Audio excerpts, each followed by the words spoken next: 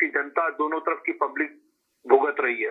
लेकिन मैं यहाँ के मुद्दे पे बात करना चाहूंगा जो कनाडा और भारत के बीच में हम इसको बात करना चाहते हैं जी। जो सबसे बड़ा डिप्लोमेटिक डिजास्टर हुआ है, जिसके अंदर में कनाडा और भारत दोनों सरकारें जिम्मेदार हैं इसमें, मैं ये दोनों को कहूंगा कि उनको बेहतर ढंग से अपने रिलेशन बनाने चाहिए थे।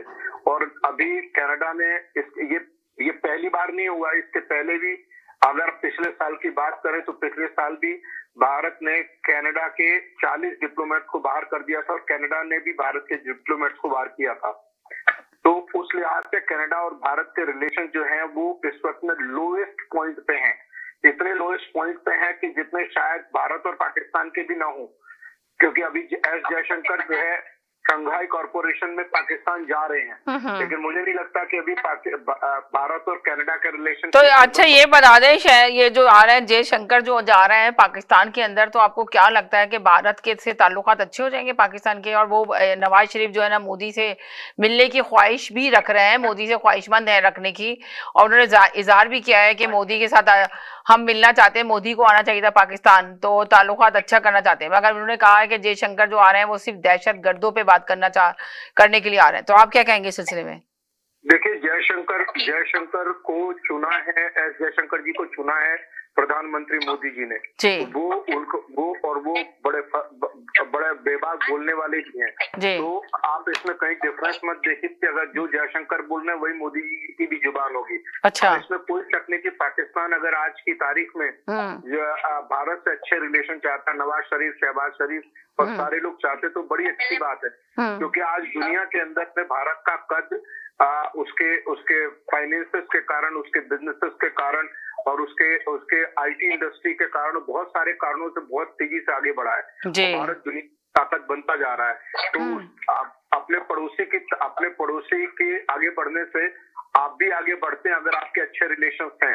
अगर आप अच्छे रिलेशंस, जैसे अमेरिका के आगे बढ़ने का कनाडा को फायदा होता है, या उसी तरह से तो यूरोप में भी अगर आप देखें तो जो यूरोपियन कंट्रीज एक दूसरे के साथ में, उनको एक दूसरे को फायदा होता है। तो ये फायदा लेने की बात है। और एक दूसरे के मुल्क में दहशतगर्दी फैलाने से तो कोई किसी को फायदा नहीं हो सकता, क्योंकि आम इंसान की जान जाती है। पाकिस्तान के अंदर में भी दहशतगर्दी ने जो हाल किया हुआ वो आपको पता है।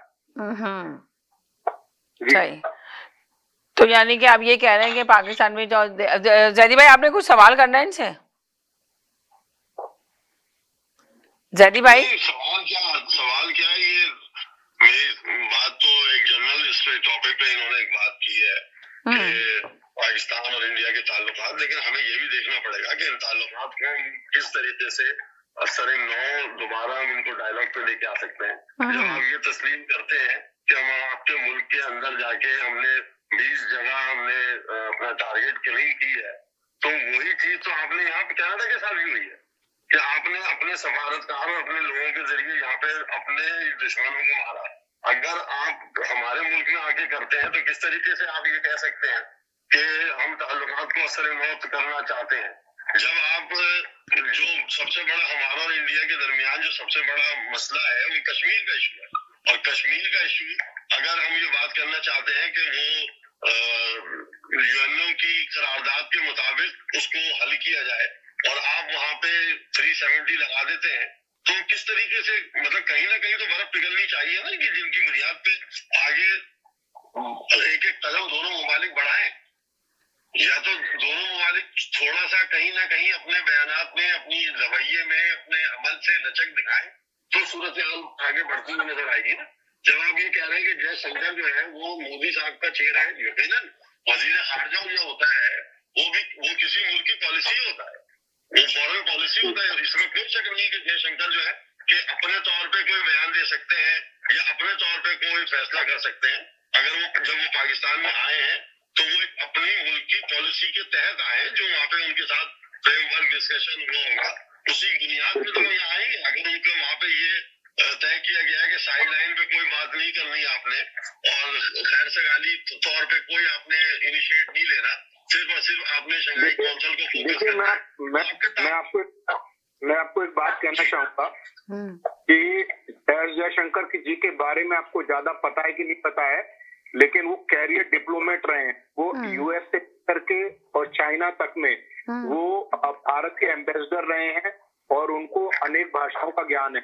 तो उनको प्रधानमंत्री मोदी जी ने अपने डिप्लोमेसी से निकाल करके उनको अलग से अपने पहले ही कार्यकाल में जब वो 2014 में प्रधानमंत्री बने तो उनको उसके बाद में लेकर के आए 2019 के बाद में, जब सुषमा स्वराज कर गए उसके बाद में। मैं आपकी बात को डिनाई तो नहीं कर रहा ना, मैं तो आपकी बात यही कर रहा हूं। मैं आपसे ये कहना चाहता हूँ कि एस जयशंकर बेबाक हैं। उन्होंने अभी जो हालिया उनके जो बयान आए हैं, स्पेशली जब रूस के साथ संबंधों के बीच में और भारत की जो ऑयल डिप्लोमेसी रही है रूस के साथ में, उस पे लेकर के तमाम मुद्दों पे उन्होंने जो वेस्टर्न है, जो पश्चिमी देश है, उन्होंने जब जवाब तलब किया, आप बोलने की कोशिश तो उनको भरपूर जवाब दिया। अभी इस वक्त में जिस मुद्दे पर मैं चाहता हूं कि आप भी अपने विचार रखें या सवाल पूछना चाहें तो पूछ सकते हैं कि अभी जो कनाडा और इंडिया के बीच में जो रिलेशन सबसे ज्यादा खराब हुए हैं, दोनों ने एक दूसरे के यहाँ से हाई कमिश्नर के साथ में 5-5 डिप्लोमेट्स को निकाला है। और भारत ये भी तो बताया ना कि क्यों निकाला। जब कनाडा गवर्नमेंट ने कहा कि इनके साथ ये इल्जाम साबित हो रहे हैं, RCMP ने ये चीजें की है और हम इनसे तफ्तीश के लिए आगे बढ़ा रहे हैं, तो आपने उनको विड्रॉ कर लिया इंडिया ने। नहीं, मैं आपको बताता हूँ, जो मैंने पूरे के पूरे दिन इस मामले पे पूरी नजर रखी है। और मैंने जो RCMP के जो कमिश्नर है मिस्टर बोहेमिया, माइक बोहेमिया, उनका भी मैंने